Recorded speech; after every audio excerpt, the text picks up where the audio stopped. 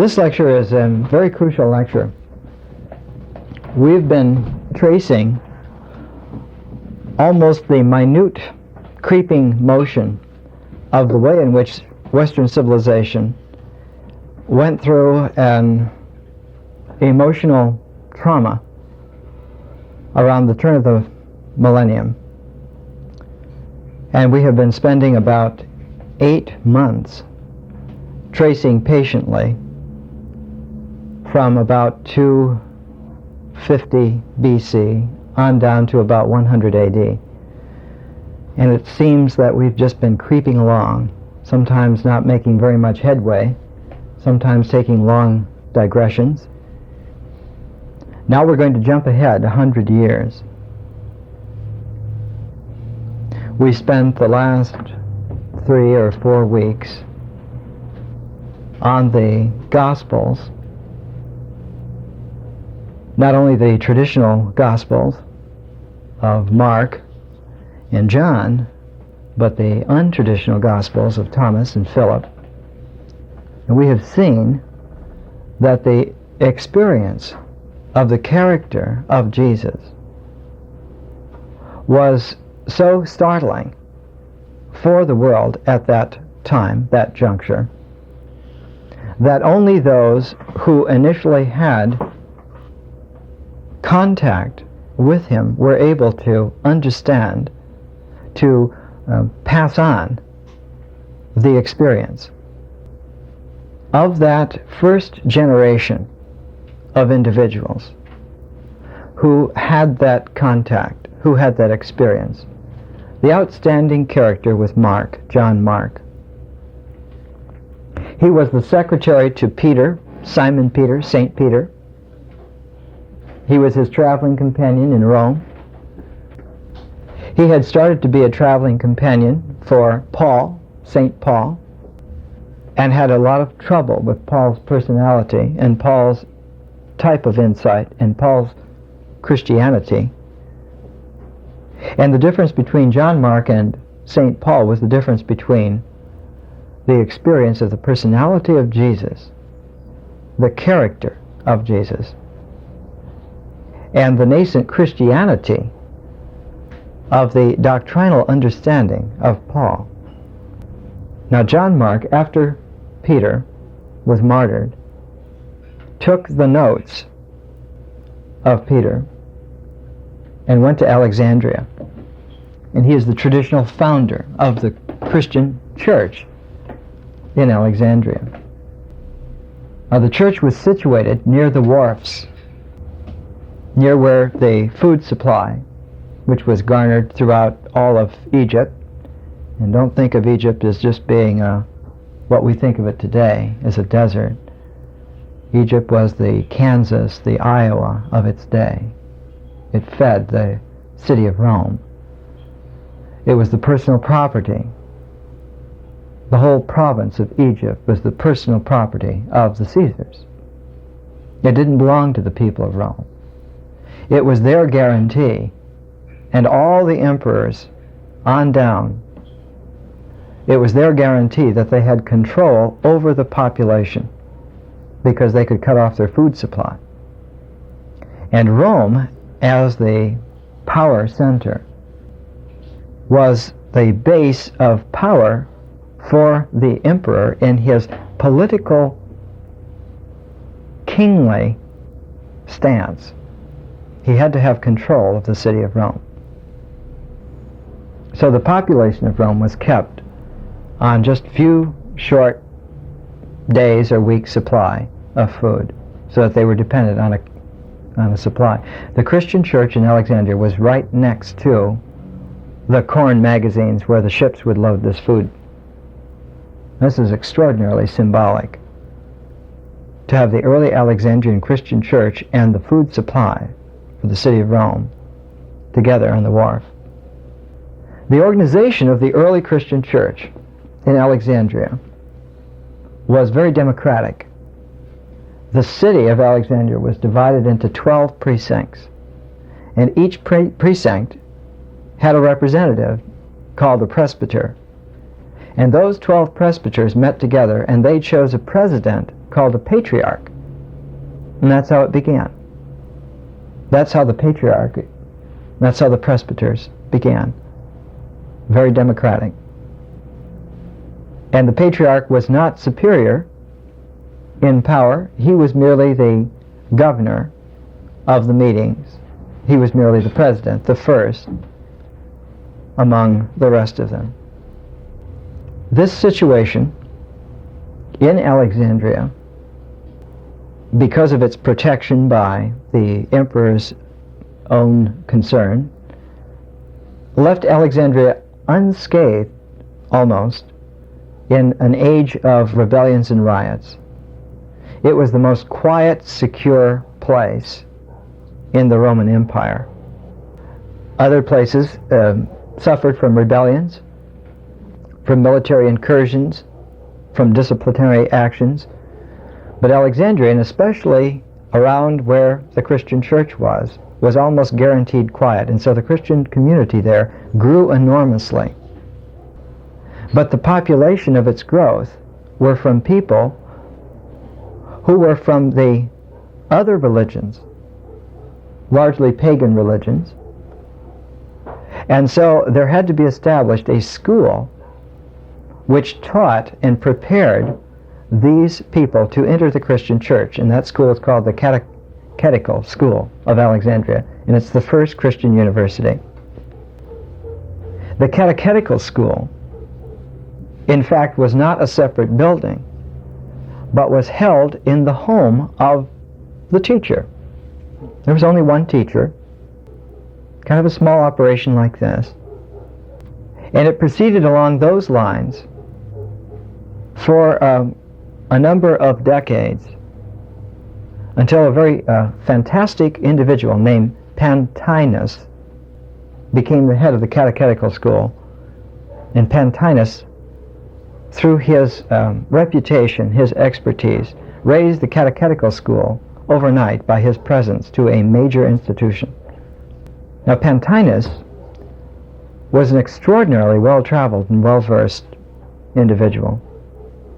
He was so famous that a group of Indian Brahmins sent a deputation to Alexandria and brought him back to India to examine there a Hebrew manuscript of the Gospel of St. Matthew, which had ended up in India, taken there by St. Bartholomew. And Titus, while he was there, consulted and studied with the Buddhists of that day. This would be about 130, 140 AD. Now, the development in India at that time was a gorgeous efflorescence of Mahayana Buddhism. The great development at that time was based upon a powerful ruler named Kanishka, whose empire extended not only throughout most of what we recognize as India today, but on into Afghanistan, over the Hindu Kush, into Central Asia, because Kanishka was a Kushan prince, and his empire extended almost all the way to China. So that when Titus went from Alexandria to India, he went as an invited guest. He went with all the credentials of a great man and was received, and he was exposed to the cream of Mahayana Buddhism at a time when the empire that was spreading Mahayana Buddhism went into Central Asia as well as India. This was an extraordinary meeting, and Titus was an incredible individual, and he came back to Alexandria. St. Jerome says he brought the Hebrew Bible back. We're not able to confirm that, and Jerome lived several hundred years after the event. We don't know. But Titus then became interested in developing many ways of insight in the Catechetical School, and his star pupil was Clement of Alexandria. And so Clement got the full benefit of this great man, and got the full benefit of the intuitional insight that was required to understand spiritual truth. And one of the basic elements in Clement's thought is that a human being must start off with faith, what he called pistis, faith. And that faith has to be on a sensate basis. It has to be on an understandable sensate basis. And that only within the mysteries of pistis could one then graduate to gnosis. That gnosis was something else. And in fact that there were two stages in gnosis. One of them was the interior recognition realm of a human being. Their spiritual center awakened. And the second was a rising to heaven, away from this earth, away from this world, in oneself. And there the culmination, the second stage of gnosis, was effected. So that Clement's whole emphasis was, first of all, to wean you away from the pagan world. And most of the writings of Clement that we have, if you read them without any introduction, they would appall you. His most famous work, the Exhortation to the Heathens, contains all kinds of diatribes against the pagan religions and beliefs of the day. He does his best to ridicule them. He writes in here constantly of the stupidity of the pagans, of how they worship fire and water and different gods, and they have no idea of what they're doing, of how it is absurd, and the impiety of heathen mysteries and fables about the birth and deaths of their gods are not even fit for children, that they have in fact desecrated all human values, and we find the immortalities of human beings disgusting and ridiculous, and that the only thing that could be said for the pagan world was that the philosophers at least prepared people through the study of astronomy and geometry to begin to think and to form some regard in their understanding for the sensate basis of evidence. And Clement will always stress that there is needed evidence in order to have faith, up to a certain point. Because he says then that faith actually is a very peculiar undertaking. He says, sensation is first, and of sensation and understanding the essence of knowledge is formed. Between sensation and understanding, the essence of knowledge, the essence of gnosis, is formed. And evidence is common to understanding and sensation. While sensation is the ladder to knowledge, while faith, advancing over the pathway of the objects of sense, leaves opinion behind, and speeds to things free of deception, and reposes in the truth. Should anyone say that knowledge is founded on demonstration by a process of reasoning, let him hear that first principles are incapable of demonstration. Now we have a prejudice in our day, which Clement does not share, and which we are well advised to set aside. We associate in our empirical bias that sensate evidence and reasoning go together and are inseparable. But this is not the case. And Clement is saying that reasoning cannot follow the path to gnosis, but that on a sensate beginning, one can get a good start towards bringing that sensate experience into juxtaposition with understanding, and there, in the relationship between the two, gnosis is engendered. Where is it engendered? Not in the mind, but in the person, which is why reasoning cannot follow it. Now, the person has to be available for this focus, and it's not a thing. It's not a meeting, as in a synthesis. It's a focus. But the focus can only be apparent in an individual, in a human being who is there, present, aware, alert. And Clement says that the problem in his time is that no one is present to themselves. That what is wrong with all of the pagan religions, the pagan gods, is that they have destroyed human character. They have made it impossible for a human being to be present to themselves so that they cannot learn. They have no capacity to entertain that focus of the initial gnosis in themselves. And this is what the problem was. And his cue from Titus at the catechetical school was to bring together an external sifting process whereby the individual was brought in layer by layer by layer, patiently. Clement advocated the use of encyclical knowledge. Study everything. Study every single thing. But as you study it, to constantly review for yourself what you are understanding. What out of this are you able to understand? So that the individual becomes the sifter. And by discussion, the catechetical students, and there were men and women, boys and girls, all ages, that community of students progressively over the years became used to working together to achieve their individuality. Not their egotism, but individuality. And their individuality achieved in this way left them open to the experience of community as being an indelible part of their individuality. On that basis, they would have the understanding to bring into confluence with the sensate knowledge and be able then to engender gnosis.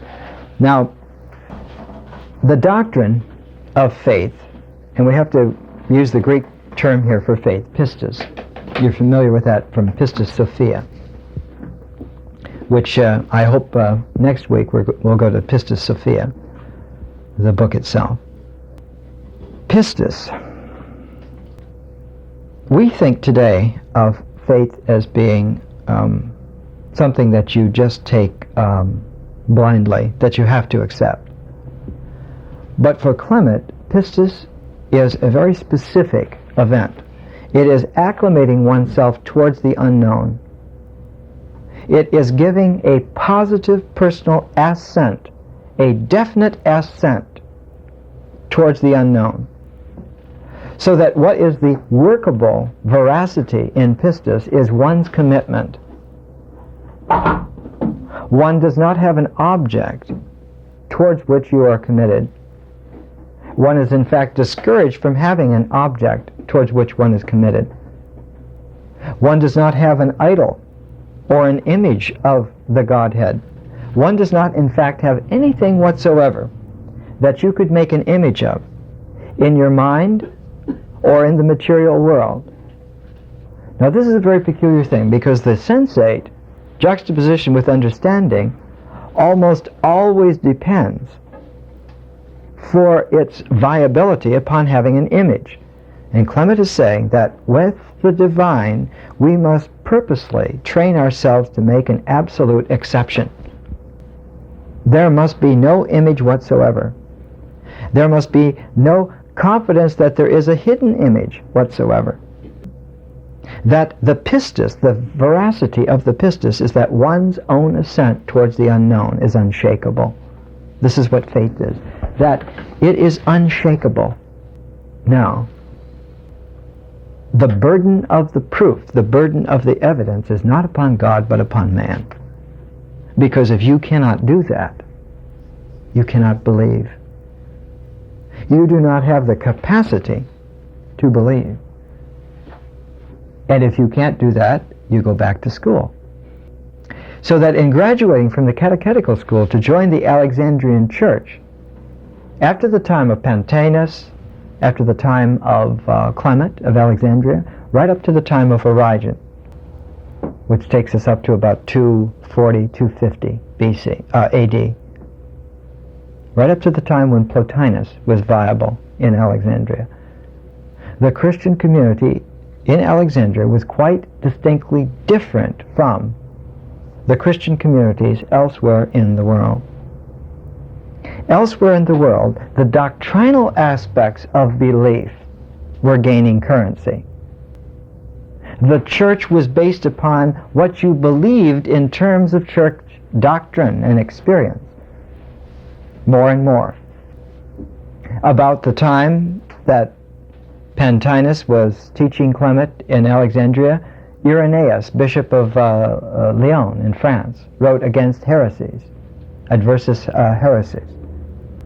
And you have ever after that time increasing Christian polemics against the Gnostics, against Valentinus, against Marcion, against Basilides, against everybody, forming more and more church doctrine.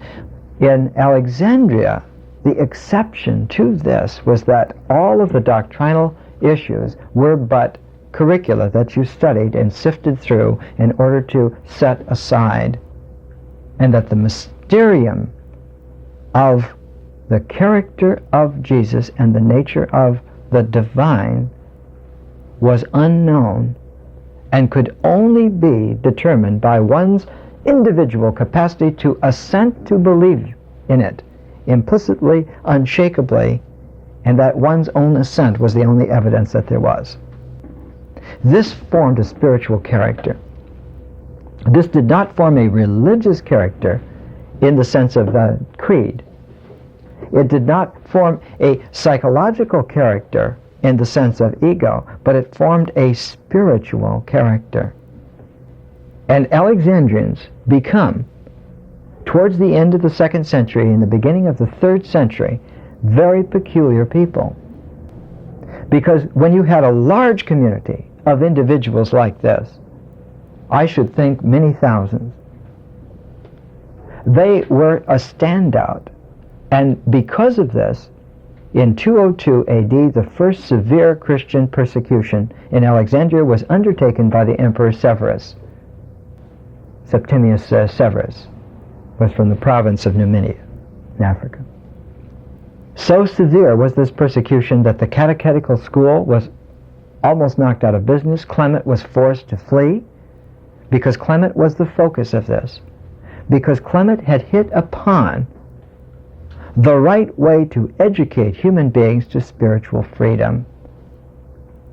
And when you do this by the thousands, when you do this approaching almost the tens of thousands, you have created an incredible negative in terms of authoritarian power, but an incredible positive in terms of spiritual energy. And it shows up the ineffectualness of worldly power. What can they do to you? And so Clement became the focus of a great Christian persecution in 202 AD. He lived on for at least another 17 or 18 years. He fled to Jerusalem and Syria and Antioch, but almost all of his writings come from this time. Just before the persecution. And in fact, his writings are a perfect example of how, when you really beard the lion, he bites. Now, in Clement's idea of pistis, we come back to this for a minute, because this is extremely important. We don't understand this anymore, and it's the very core of spirituality.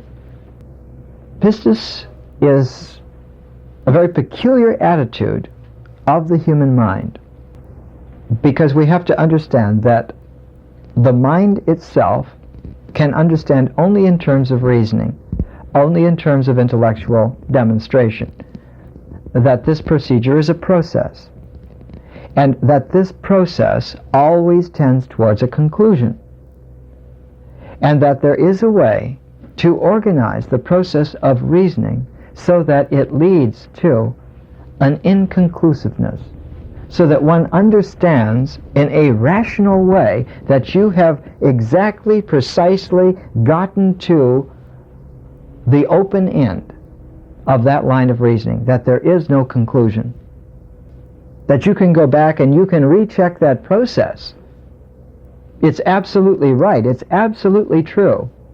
You have followed every logical path exactly, and it leads to openness.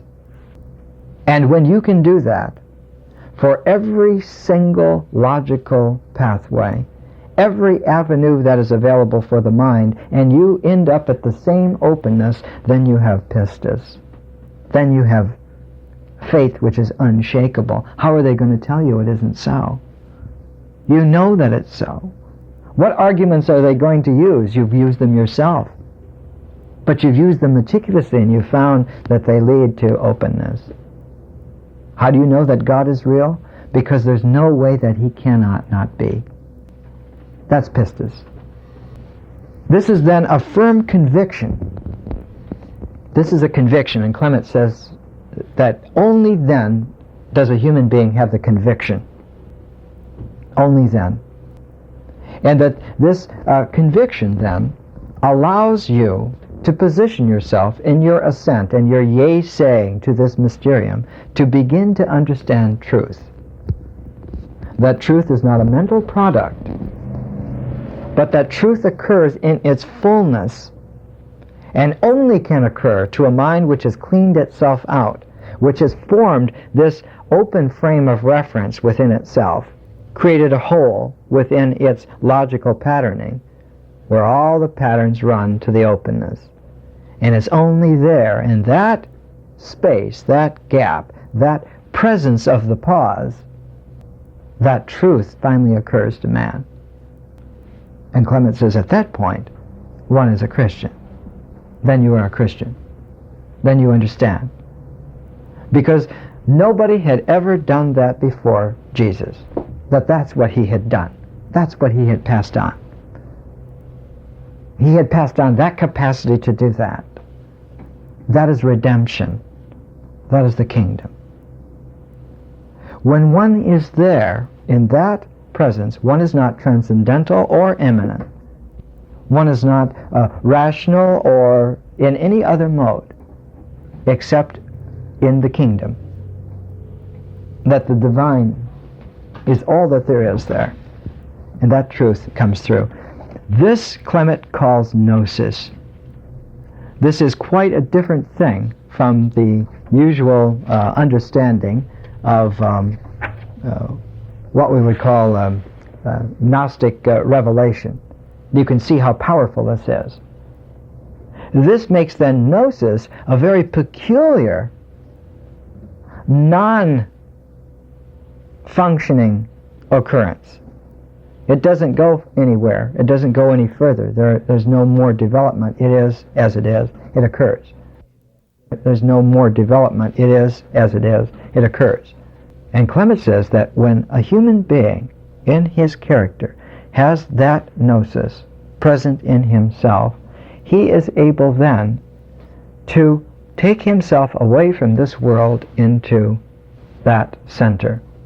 It's almost like the eye containing the pupil in the middle of the iris, that when you're able to see with the pupil, you can carry your whole presence into that pupil, and wherever that pupil has seen, you can go there. And the pupil of the presence within one's character spiritually sees only God, and one goes there, and that's heaven. Now, this is a perfect Alexandrian presentation of nirvana.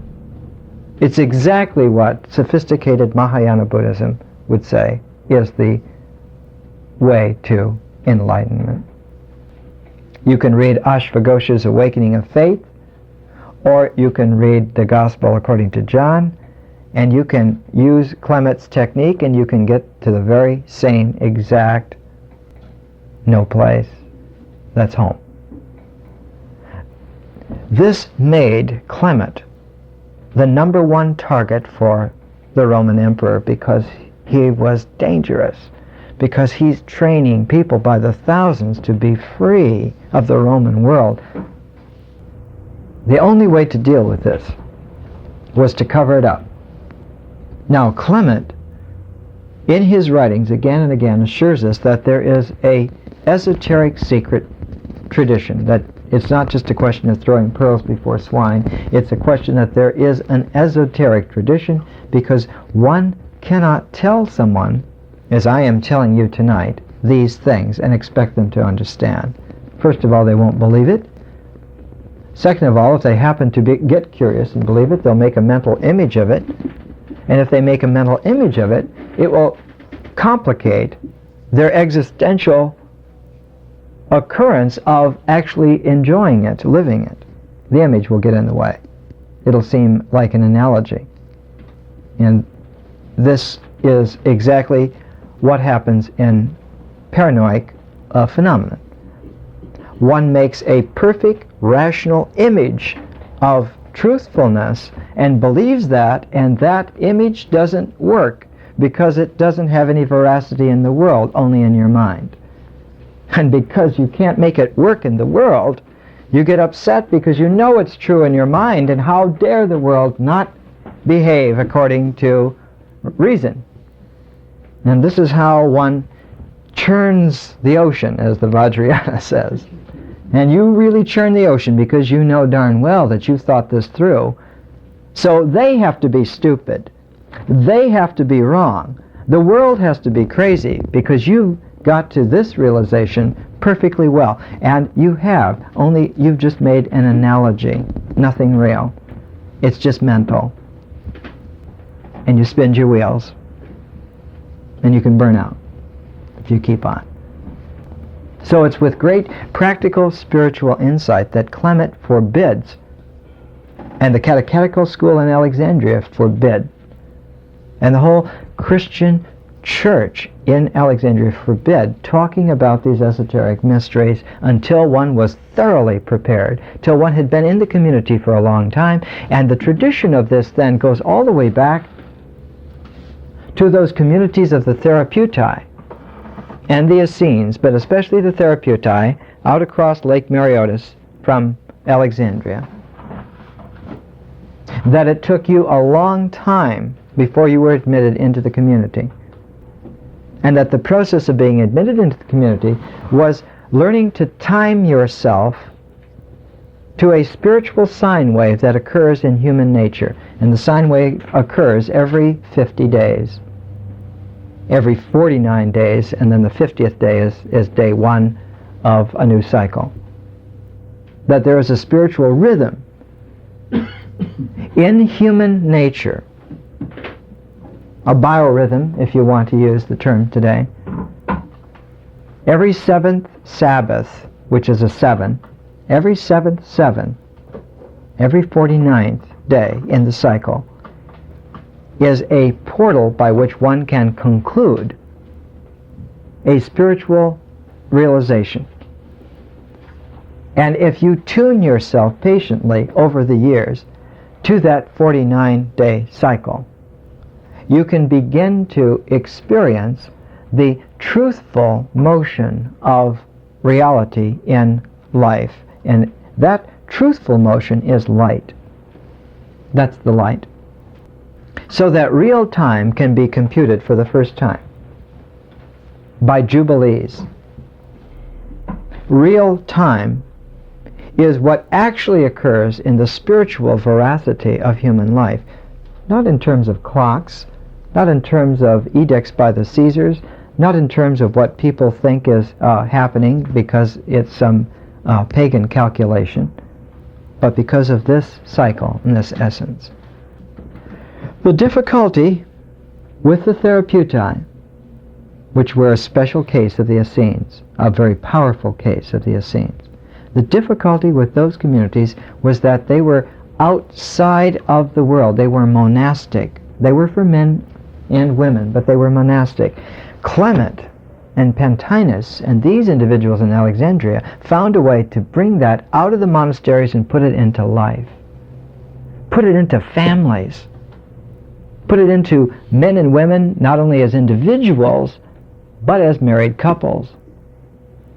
So that this tremendous spiritual capacity was, with engineering-like precision, brought into the human community. And that's why, when it was understood what he was doing, Severus lost control of his temper and ordered a complete persecution of the Christians in Alexandria and put a reward out for Clement's head, because he had found the way out and was teaching it. Authority does not mind if you go off and do your own thing. They have never minded that. You're just getting out of our way. But to stay in there and produce results, which, if the word gets out, will proliferate, and where's it going to end? It's going to end by the entire population being free. That's the only possible ending that there is. And its growth is rather almost like a geometric growth. Clement had shown by 200 AD that man was sophisticated enough to free himself completely from this world by the thousands, in town, in families. It was an unheard of revolution. Now, in Gnosis, Clement had to stress several items. One, real Gnosis by its essential nature must be a secret esoteric tradition. It cannot be given to everyone. You have to be prepared patiently in order to have it. Think of it as you have to construct the eye. This is how Clement would talk. You have to construct the eye before you can see. You think you have eyes. You do not have eyes. You do not know how to see. We have developed, therefore, a technique, an educational cycle by which you can develop your eyes to see, your ears to hear. And when you have eyes to see and ears to hear, then you will have the sensate basis upon which understanding can meet it, and in that relationality will be born that first gnosis. But you have to be transformed, you have to be reconstructed, you have to be patiently brought from profanity, from paganness, into reality. And it takes a long time to wake up. And one of the difficulties is that as you begin to sense that you are making the transformation, the profane, egotistical self balks at it and says, I'm not going to go, that's a death. And it sure is a death for the ego. You're not going to be the same anymore. You're not going to be able to go and shop at Vaughn's just like old times. You're not going to be able to drive the freeways just like you did, because you're going to be conscious. And all of the absurdity of all of the illusion is going to occur to you in one massive, indigestible realization that the world is crazy. That is a complete delusion, all of it. Now, if you get stuck there, if you balk at that and it sticks in your craw, you become a Gnostic. You become convinced that this is a dual world. But if you go a little bit farther, if you're brought a little bit farther, you come into the veracity and you become a Christian. You become someone for whom Jesus becomes real. If you're there in the experience of understanding and reformed sense coming together to produce that first gnosis, if you stay there, here, on this planet, in this world, seeing the ugliness of all the illusion, then you're a Gnostic. But if you're able to take that and rise with it into the kingdom, then you have eternal salvation. Then the compassion matches the wisdom of seeing through the schlockness of this world. Then the compassion is not only is this world evil and full of illusion and delusion, but that it doesn't really matter because none of it is real. I hope you notice how the machine's cut off. They don't like to hear this. Because if we understand what we're saying, we'll turn them off. I mean, we don't need to record this. We don't need to have the mind record this. I'm speaking in esoteric way now. We don't need those rafts. All we have to do is get across the stream of consciousness, and we just leave all that behind. What do we need? So that's why they shut off and the lights blow out, because everything is real. Everything senses that coming along.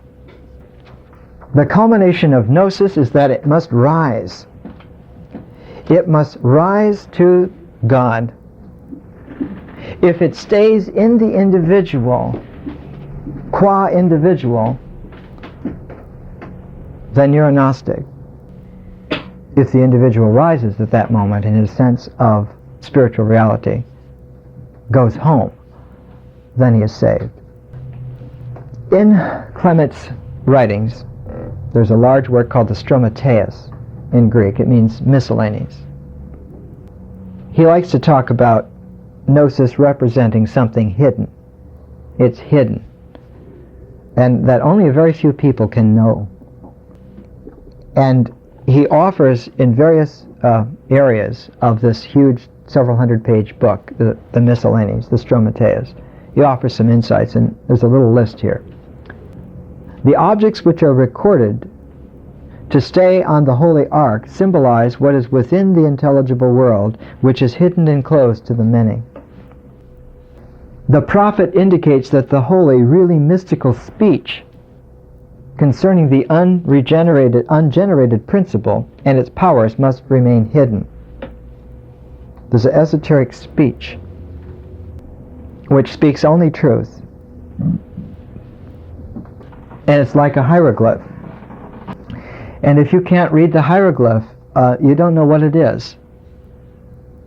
Because it isn't language in the mental sense of verb and noun and grammatical sense and syntax. It's only that. The hieroglyph of that. That's true. And this is a secret speech, and only by one's quality of presence being refined in order to receive truth can that occur in oneself. He also writes, the Gnostic about whom I speak comprehends what seems to be incomprehensible to other people. They say, oh, this is incomprehensible. And the Gnostic says, precisely, I comprehend that it's incomprehensible, and in doing that, I understand. Well, to someone who has an undisciplined mind, that is an unrefined, untransformed mind, this is double talk. This is exactly what is crazy about them. How can they live such pure lives and be so calm and think these weird thoughts? We better get rid of them. He writes also, in a hidden way and in mystery. Clement always uses the term mysterium. It's a mystery. Why is it a mystery? Because it cannot be formed. It is of its nature unformable, and we can have occur in us the unformableness. It doesn't bother us. In fact, it's downright homey. This is peculiar. So in a hidden way and in mystery, according to allegorical interpretation, such things are said into the ear. Scripture keeps its meaning hidden for several reasons. First, that we may be disposed to search. If it weren't hidden, if it weren't acrostic in its structure, we wouldn't have the tussle with it that we have to have. We have to have a struggle. There has to be a spiritual struggle. One has to accept the suffering, because without that struggle and that suffering, we don't become keyed up enough to realize that we have to change, we have to transform. And a good spiritual teacher, when he or she sees someone who can become spiritually mature and sees them balking at it, always make sure that they're uncomfortable. You can count on it.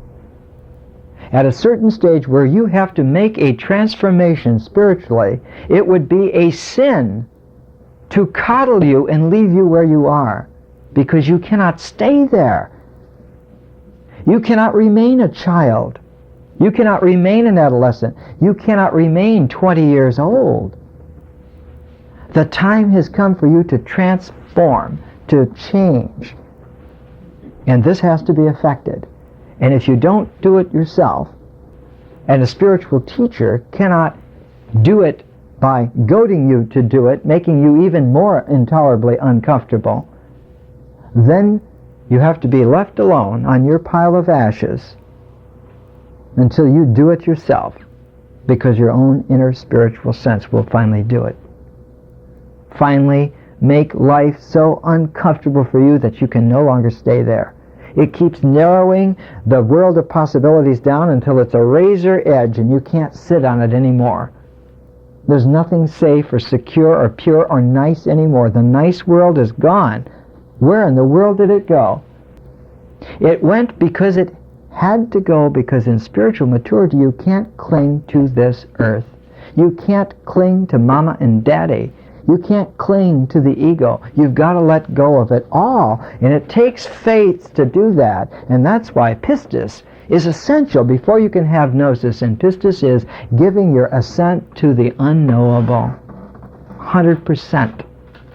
And only your ability to commit 100% to the unknowable. Only that assent is your veracity.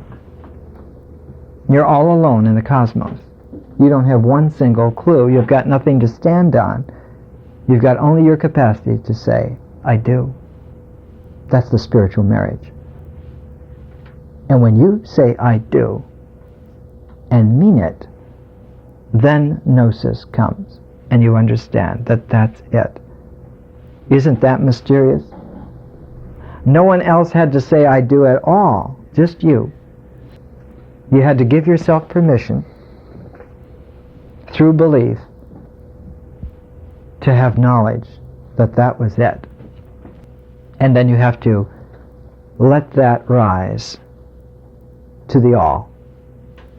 Then you're home free. You can see that Clement is an extraordinary individual. If you read his collected works, if you read his exhortation to the heathens, his miscellany, if you read his pedagogy, the instructor, you will not come to what is being presented here tonight. Because those works were meant for students coming in out of the cold. The exhortation to the heathens was meant to disenchant. It's filled with all kinds of vile pagan practices. Some of the contents of this are so stiff that they don't even translate the Latin. They just put the Latin in here. That's what they used to do. Because he wants you to understand how rotten things are. And so he gives you a complete survey of hell. A complete survey of hell. You think this is a nice world? Read him and weep. This is what people do. This is what they believe. You think sacrificing little children to bits of wood is nice? This is a nice world? And so the exhortation to the heathen is meant to give you a little tour of the cemeteries, little tour of the mortuaries to show you what deadness looks like. Living in this way is really dead. Then the instructor, the pedagogy, is like the purgatorio. It's like bringing you into equilibrium and showing you how. This is how we do it. You don't have to stay in that world. You can step by step, just like all of us have done, learn to disengage and come this way. To stop trying to pin the tail on the donkeys out there and make an ass out of yourself. And stop those games and be able to start to interiorize meaning, interiorize significance, and see that all significances, all meanings, if really conscientiously and consciously followed through, end in an openness, which is a quality of spiritual presence. And into that occurs truth. And if that rises, one is free. The truth shall make you free, says John. Not a mental truth. He's not talking on that level at all. He's talking spiritually. He's saying, That truth will make you free. And he meant it. I think we better just end there. We're going to come to Pistis Sophia next week. Clement is a man. The Pistis Sophia presents what we have talked about tonight from the feminine. And I think it'll be interesting to you if you compare the cassette from tonight to the cassette from next week. The Pistis Sophia, I did 5 lectures on it at PRS one time, so we have a lot of cassette material here on it, but I'll take it up again from scratch, extemporaneously, and present it again.